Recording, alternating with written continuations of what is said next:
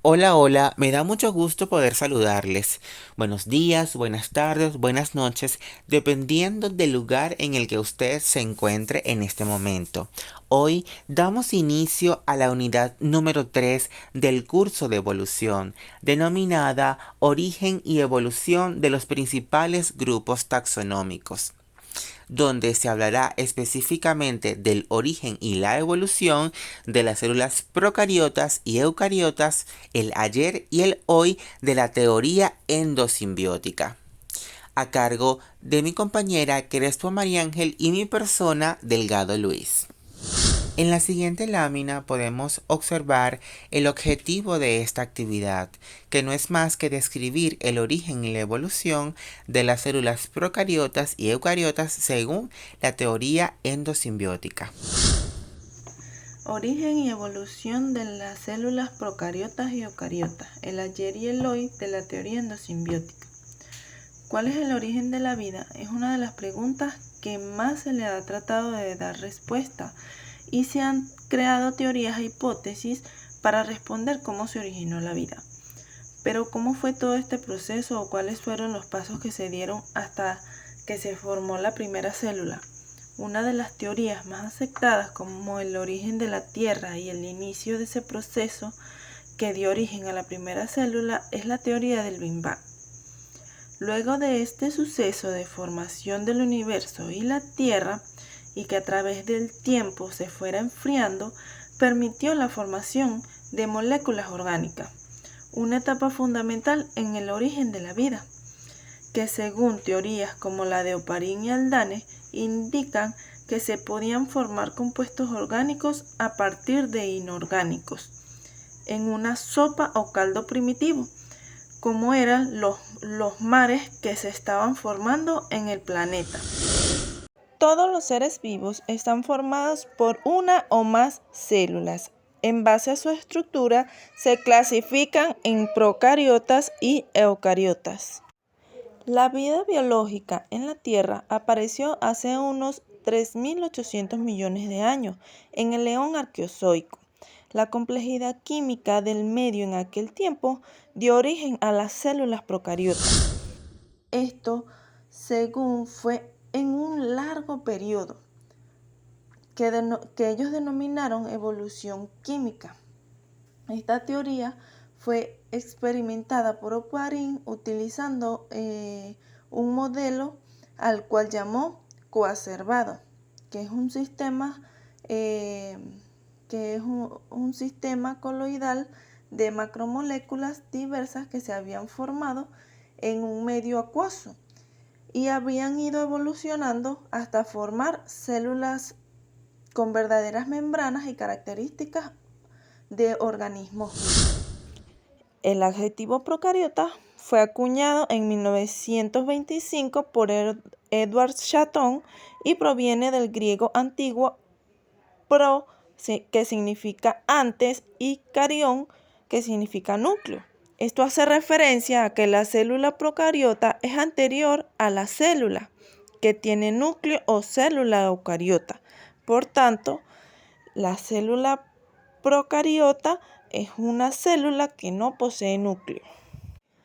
Las células procariotas son organismos unicelulares microscópicos que miden de 1 a 10 micrómetros de diámetro y conforman dos dominios, bacterias y arquea.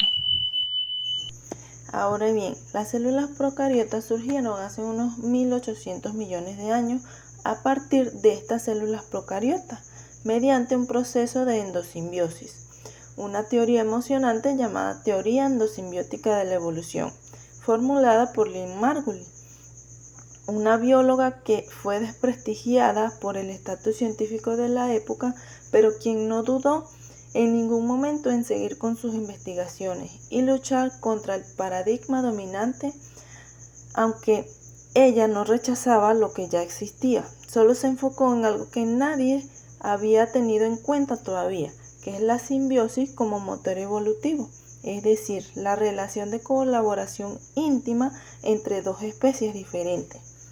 También es un motor evolutivo porque no todo puede ser explicado en base a la competencia o selección natural. También hay otros motores y fue ella quien los señaló como la cooperación entre especies. Se fija en dos cosas para sustentar su teoría. Observa mitocondrias y cloroplastos y se da cuenta que al parecer había una bacteria dentro de otra bacteria. Es decir, una bacteria endocitó a otra y en vez de degradarla o morir, aquel híbrido fue viable y tuvo características que lo hicieron vivir y sobrevivir de forma competente en ese medio. Y no solo eso, sino que a nivel genético, que tanto cloroplastos como mitocondrias tienen material genético que se reproduce totalmente independiente del núcleo. Es decir, si son eucariotas es porque tienen núcleo. Y dentro de este material genético, las mitocondrias y cloroplastos tienen ADN diferentes del núcleo. Y al darse cuenta de esto, Margulis descubrió que esos orgánulos originalmente eran otros seres vivos, que estaban dentro de un tercer ser vivo, y por eso su material genético es distinto. Ciertamente, tras el origen de la vida celular, el primer avance en grado fue el de la célula eucariota. Su origen es considerado como el avance más significativo de la evolución orgánica, ya que hasta que las células no adquirieron una complejidad y un grado de división de trabajo entre las membranas y los orgánulos citoplasmáticos, estas no pudieron evolucionar los organismos pluricelulares con células y tejidos diferenciados. Una vez que ellas se originaron, pues dio origen a la evolución de cada uno de los organismos de células y tejidos bien diferenciados. Otra característica es que ella está basada principalmente en la teoría de la endosimbiosis. Al mismo tiempo se originaron orgánulos citoplasmáticos como por ejemplo las mitocondrias y los cloroplastos. El origen y la evolución de las células eucariotas representa el punto cardinal de la evolución. En esencia, la hipótesis endosimbiótica nos dice que los orgánulos citoplasmáticos de las células animales y las células vegetales, la mitocondria y los cloroplastos, provendrían de una célula procariota una vez que ésta englobara ciertos microorganismos con el cual estableciera una relación endosimbiótica. Se dice que las mitocondrias provendrían de protobacterias alfa, como por ejemplo las rickettsias, y en el caso de los cloroplastos de las cianobacterias. En la siguiente lámina podemos identificar la representación esquemática de lo que acabo de explicar. A su mano izquierda se encuentra la célula huésped antecesor universal con una pared celular flexible capaz de ingerir ciertas bacterias, como por ejemplo las bacterias aerobias, que luego se da a través de la endosimbiosis. Una vez que ocurre esa endosimbiosis, esa relación mutua, se van a convertir a nivel de las células vegetales, se convierten en cloroplasto. Habíamos comentado hace unos minutos que se especula que fue a través de las cianobacterias. Y en la parte inferior, a su mano derecha, se pueden observar cuando esas bacterias se convierten en peroxisomas y mitocondrias a nivel de las células animales, que estos son uno de los principales organelos citoplasmáticos que permiten ciertas funciones celulares. En la lámina número 7 quiero representar el origen más esquemático de los cloroplastos y las mitocondrias, que se dieron en dos procesos, una primera endosimbiosis y una segunda endosimbiosis. En la primera endosimbiosis se formaron numerosas invaginaciones. Claro, en esta imagen podemos observar solamente una invaginación, pero se formaron numerosas invaginaciones a partir de la membrana celular interna, y que luego se asociaron enzimas con la glicólisis y la respiración que permitieron esas invaginaciones. Las membranas invaginadas perdieron el contacto con la membrana celular y se convirtieron en las mitocondrias a nivel de la célula animal. Y en el segundo caso, que es la segunda endosimbiosis, ya sabemos que la ingestión de ciertas cianobacterias dio origen a los cloroplastos. Bien, en la lámina número 8, en esencia quiero representar con esta imagen que es bastante interesante para que nos pueda quedar el proceso de la teoría de la endosimbiosis. Hay tres imágenes, una donde está como una célula que tiene hambre, por así decirlo, y la otra vemos como ya ella se está comiendo a esa presencia del ATP que está allí, y por último una imagen donde sale como la endosimbiosis como tal y ya su proceso bien organizado. Lo podemos comparar entonces estas imágenes como el proceso en que las células eucariotas iniciaron su evolución en la forma de organismos primitivos, es decir, ellos estaban sin mitocondrias ni cloroplastos, pero que ellas posteriormente establecieron una relación endosimbiótica con bacterias que consistía en que esas bacterias recibían protección y alimento mientras que ellas eran capaces de aportar moléculas de ATP y moléculas con poder reductor obtenidas por el sistema de su fosforilación. De esta manera pues ellas están capacitadas para cumplir procesos metabólicos a nivel de las células animales y unos procesos bastante importantes a nivel de la fotosíntesis en relación a las células vegetales. No olvidando que de los cloroplastos y las mitocondrias la célula obtiene esa energía y que además de los cloroplastos se puede obtener materia orgánica.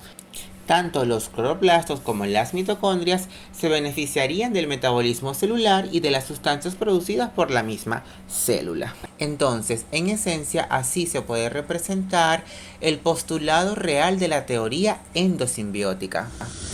Muy bien, antes de finalizar es importante mencionar algunas pruebas a favor de la teoría. Ciertamente la evidencia de que las mitocondrias y los cloroplastos surgieron a través del proceso de la endosimbiosis, y una de ellas es que la mitocondria y los cloroplastos contienen ADN bicatinario, cerrado covalentemente, al igual que las células procariotas, mientras que el núcleo eucariota posee varios cromosomas bicatenarios libres.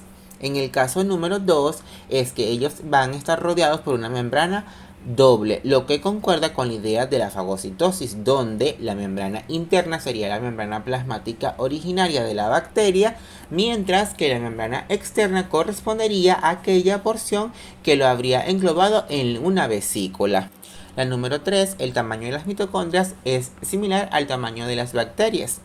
Y la número 4, es importante recordar que las mitocondrias y los cloroplastos se dividen por fisión binaria al igual que los procariotas, a diferencia que las células eucariotas se dividen o lo hacen por mitosis.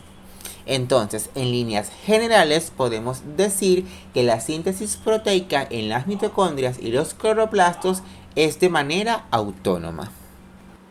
Ciertamente, si existen unas pruebas a favor de la teoría endosimbiótica, también existen unas pruebas en contra de esta teoría. Una de ellas es que las mitocondrias y los cloroplastos contienen intrones, una característica exclusiva del ADN eucariótico. Por lo tanto, se debe de haber ocurrido algún tipo de transferencia entre el ADN nuclear y el ADN mitocondrial y cloroplástico. En el caso de la número 2, ni las mitocondrias ni los cloroplastos pueden sobrevivir fuera de la célula. Y en el caso de la número 3, la célula tampoco puede sobrevivir sin sus orgánulos citoplasmáticos. Y esto se debe a que a lo largo de la evolución, gracias a la mayor parte de energía y de carbono orgánico disponible, las células han desarrollado metabolismos que no podrían sustentarse solamente con las formas anteriores de síntesis y asimilación. Bien, de esta manera damos por finalizado el seminario en relación al origen y evolución de las células procariotas y eucariotas, el ayer y el hoy de la teoría endosimbiótica. En nombre de mi compañera Crespo María Ángel y mi persona, Delgado Luis, extendemos nuestro agradecimiento por su tiempo de atención. Y sí, no es la especie más fuerte la que sobrevive, ni la más inteligente, sino la que responde mejor al cambio. Charles Darwin. Nos vemos en una próxima oportunidad.